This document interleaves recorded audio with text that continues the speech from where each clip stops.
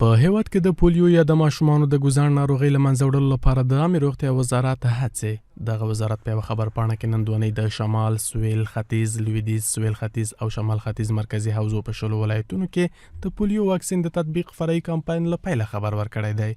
د خبر پاڼې لمخې د کمپاین په دغه پړاو کې چې 4 ورځې لپاره به دوام ومومي، په پام کې د پولیو پر وړاندې 8.3 میلیون ماشومان واکسین ترلاسه کړي.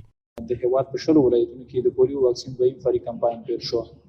دا کمپاین چې د 2016 کال لپاره د پولیو واکسین دویم فرعي کمپاین ده، د شلو ولایتونو او 4 ولسوالۍ په بر کې نږدې 4 ورځې به ادامه ولري.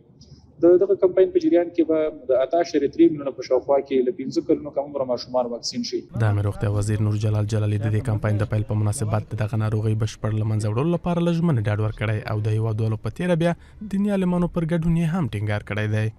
د عامه روغتیا وزارت ژمنتیا لري چې د نور روغتي خدمات وړاندې کولو ترڅنګ د ټولو ساري ناروغیو لپاره وقایوي تدابیر عملي کړي او په ټولنه کې د ساري ناروغیو همدارنګه د غیر ساري ناروغیو مخه ونیسي.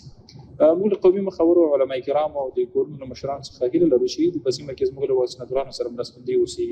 یو شمېر روغتیا پالان هم واکسین د پولیو له ناروغۍ څخه د وقایې یوازینۍ لار بولي. راه وقایه، راه جلوگیری یگانه راه که هست برای ما تطبیق واکسین می باشد.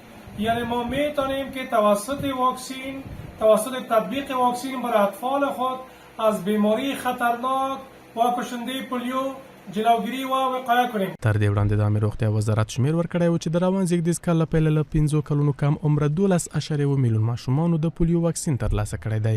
دوی هڅه کوي څو د واکسیناسیون کمپاینونه پراخ کړي.